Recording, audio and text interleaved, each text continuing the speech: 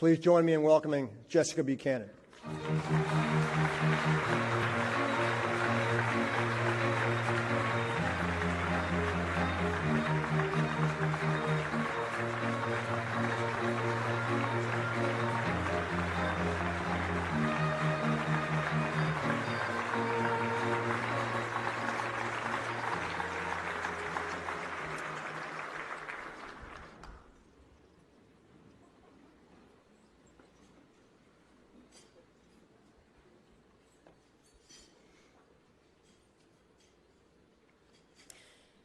The year was 2011, and the landmine staff training I had given to our Southern Somali office that October day had gone very well.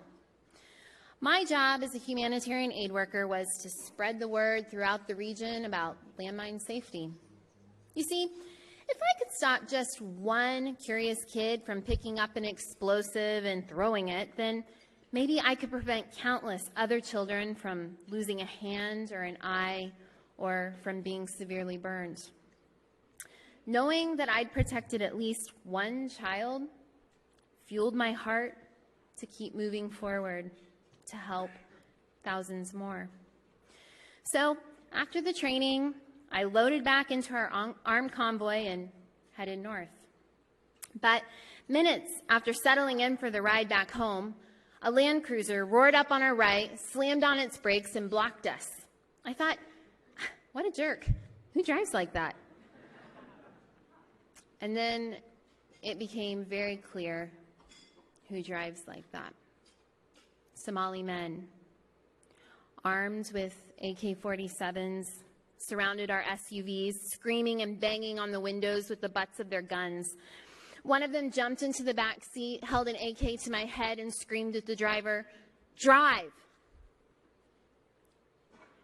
And that's exactly what we did for hours and hours. And as we headed into the vast Somali desert, one thing became infinitely clear. However this played out, my life, as I knew it, would be forever changed. On the night of the abduction, I was sure that I'd heard a woman's voice behind me. But when I turned around, instead, I came face to face with a small boy. He was draped in ammunition, holding an AK. He was just 11 years old, an apprentice, learning the family business of kidnapping and ransom. As I looked into his eyes, I felt profound sadness that the very people I was there to help were now the ones holding me captive. And so it began. Life as a hostage with a $45 million ransom on my head. From the start, these land pirates ruled by intimidation. There were mock executions, the screaming and the beatings. Their primary means was dominance. We must have moved locations at least 50 times, and I had to beg for the most basic things like leaving my mat to use the toilet, which was just a bush out in the desert. Halfway through the ordeal, I was sitting in solitary confinement, gazing up at the stars, when one in particular caught my eye because it just twinkled so brightly. As I gazed at this star, I could feel my mother, who I'd lost the year before. I felt her love wrap around me, giving me strength. I needed that strength to carry me through these most impossible odds. And by day 92, I had not only run out of my thyroid medication, but I was well on my way to a kidney infection. That night, I stood up on my mat and said, "Toilet," but not a single pirate stirred. Unable to wait I grabbed my pen light so they could see that I wasn't trying to escape. Moments after returning to my mat, the pirate, sleeping just inches from my head, jumped up and started screaming, and his screams were quickly silenced by the eruption of automatic gunfire. While it felt like forever, within minutes, the battle was over. All 9 pirates were dead.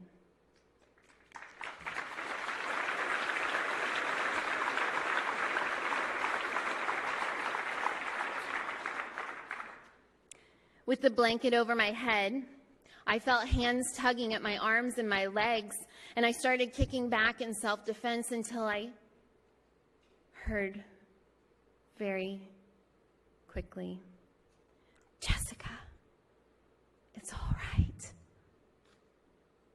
We're here. We're the American military. You're safe now. We're going to take you home." And then these Navy SEALs did something even more extraordinary.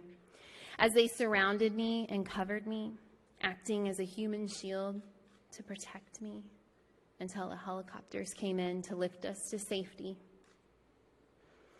Once in flight, one of the soldiers quietly came over to me, got down on his knees, and simply handed me a folded American flag and said, "Welcome home, Jessica." At long last, I was safe. So safe that the tears that I'd held back for 3 months were now finally free as well. Each drop full of gratitude. If I've learned one thing about the U.S. Navy SEALs and what it means to be an American, it's that having this elite team swoop in and rescue you is not a given. It's a gift. And not only did the team that saved me give me my life back, but they gave me a second chance to reunite with my husband and to have 2 beautiful children.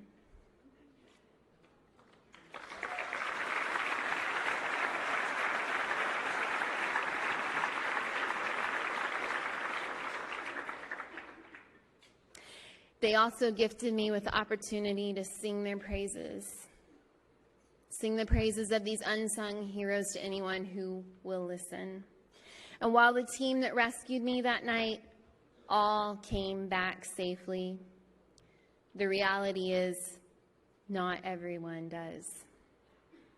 And the families they leave behind desperately need our support.